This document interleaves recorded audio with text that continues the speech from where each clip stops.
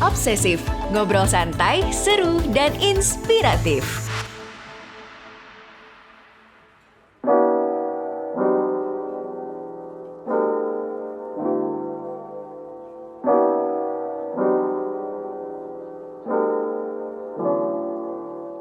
Halo teman obsesif, jumpa lagi di season terbaru dari Siniar Obsesif. Di season keempat ini ada yang spesial banget nih. Pengen tahu gak sih apa kejutan dari season ini? Pastiin dulu kalau kamu dengerin episode ini sampai akhir, oke? So, tema besar dari season ini adalah Improve Skills to Rebuild Society. Kenapa tema ini dan kenapa hal tersebut menjadi penting? Nah, salah satu penelitian Harvard Business Review menunjukkan kalau lebih dari 20% pekerja di rentang usia 30-45 tahun memilih untuk berhenti dari pekerjaannya. Sementara, pekerja di rentang usia yang lebih muda justru banyak yang menetap pada pekerjaannya dengan asumsi bahwa mereka membutuhkan stabilitas finansial. Jadi nggak heran kalau kebutuhan untuk meningkatkan keahlian atau mengembangkan keahlian baru yang tak lekang oleh waktu menjadi semakin krusial. Well, sebelum kita masuk ke episode dengan topik-topik menarik di season 4 ini, pada episode pembukanya kita bakal ngobrol dulu bareng Nathanael pribadi, yakni founder X-School Indonesia dan penanggung jawab dari Logos ID. Kita akan bincang-bincang soal bagaimana mengoptimalkan keterampilan diri untuk mengikuti perkembangan zaman. Penasaran gak sih apa motivasi di balik pendiri X-School Indonesia yang satu ini dan bagaimana pandangannya terhadap upgrade diri dan menambah skills? Langsung aja kita simak wawancara Brigita Valencia Bellion atau Ellen selaku podcast produser Medio by KG Media bersama Nathanael pribadi berikut ini.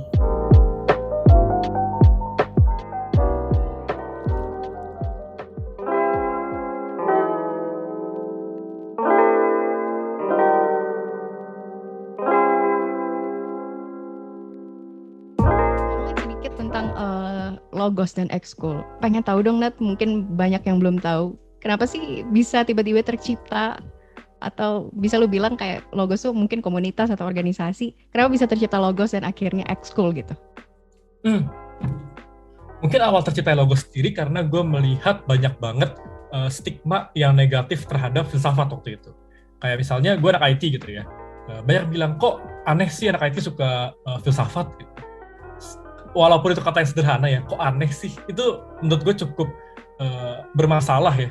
Dan juga ketika gue mencoba untuk tanya ke orang-orang gitu, apa sih pendapat kalian tentang filsafat gitu di tempat kuliah gue, di komunitas yang lain. Mereka bilangnya, oh ini merupakan suatu ilmu yang out of reach, yang sangat susah untuk dipelajari. Kenapa? Oh iya karena buku-bukunya bahasa Inggris, karena komunitasnya sendiri eksklusif. Nah di situ kebayang lah. Akhirnya gue callback di saat gue SMP SMA itu ada pelajaran filsafat dan guru filsafat gue benar-benar ngejelasin pemikiran-pemikiran yang unik ini dengan sangat sederhana dan fun banget. Nah dari situ kayak boleh deh coba-coba bikin si Logos ini awalnya sebagai account Twitter biasa di mana gue mencoba untuk menyederhanakan lah ya atau membumikan pemikiran-pemikiran filsuf ke dalam bahasa sehari-hari yang nyantai banget gitu. Dan pada saat awalnya sebenarnya nggak terlalu rame, tapi akhirnya gue coba hubungkan dengan kejadian yang ada saat itu atau dengan pop culture. Kayak waktu itu ada Hotel de Luna, akhirnya gue coba hubungkan bukunya, di Hotel de Luna tuh kan ada buku Being and Time Martin Heidegger gitu ya. Akhirnya ini dia udah kasih cuplikan-cuplikan ya, langsung gue bikin thread-nya. Apa sih yang clue yang diberikan dan gue hubungin dengan bukunya Heidegger gitu.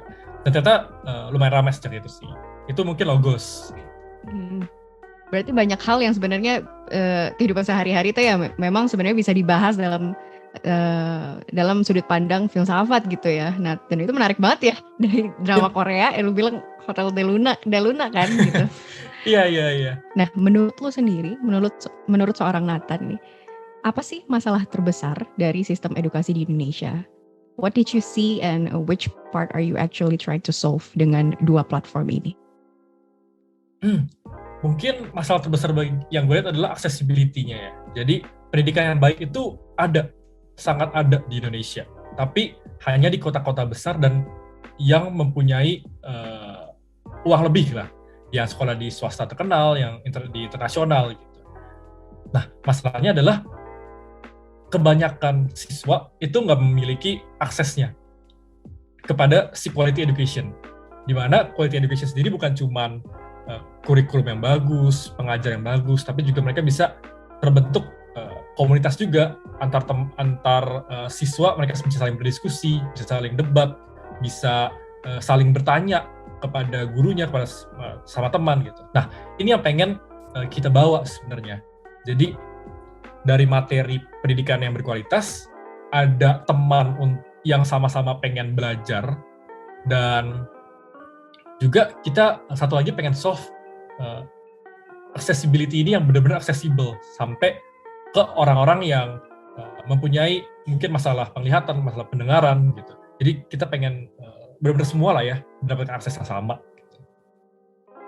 Berarti memang benar-benar platform inklusif buat semuanya gitu ya, siapapun bisa akses gitu ya untuk belajar. Balik lagi ke yang pandemi itu kan unexpected banget ya. Mungkin banyak penelitian juga yang bilang kalau orang tuh banyak yang kehilangan arah dalam hidup, termasuk dalam hal pekerjaan atau dalam hal karir itu sendiri. Makanya banyak mungkin orang yang istilahnya tuh pivot untuk karirnya berubah gitu ya, karena seiringnya gara-gara ada pandemi terus perkembangan zaman, mungkin skill yang dia punyai itu nggak lagi relevan gitu. Menurut Nathan, gimana sih sebenarnya soft skills atau pengetahuan di luar sekolah formal ini bisa memberikan nilai tambah buat SDM atau sumber daya manusia kita di Indonesia, terutama untuk membentuk kembali masyarakat kita ke arah yang lebih maju? And why do you think that is important? Ini pertanyaan yang menarik banget. Mungkin jawaban dari gue sendiri adalah untuk pendidikan di luar sekolah formal itu purely pasti bisa memberikan nilai tambah. Tapi bagaimana ini bisa terwujud? Nah, ini mungkin gue jawab dengan affordability gitu ya. Jadi dalam saat pandemi banyak banget yang kehilangan pekerjaan. Kita dibilang bukan hanya kehilangan alam hidup ya, tapi kehilangan pekerjaan, mereka nggak punya uang dan bertahan hidupnya susah gitu. Gimana mereka bisa upskill kalau misalnya mereka nggak punya akses terhadap pendidikannya? Gitu. Nah, ini yang menurut gue hal yang terpenting gitu ya. Kalau kalian lihat di luar, kalau kita lihat di luar gitu ya, kan banyak banget edtech gitu ya. Dari yang harganya 200.000 sampai harganya puluhan juta gitu ya. Nah, kita bisa ngelihat nih kayak mana sih mereka yang benar-benar berfokus kepada upskilling pesertanya atau muridnya, yang bukan hanya memberikan pendidikan berkualitas tapi juga affordable buat diikuti. Karena itu yang penting ya, buat apa kita punya pendidikan bagus-bagus tapi juga orang nggak bisa akses. Sama aja kayak balik lagi ke pendidikan konvensional, di mana anak-anak yang kuliah di international school atau swasta yang baik aja yang bisa mendapatkan pendidikan yang berkualitas.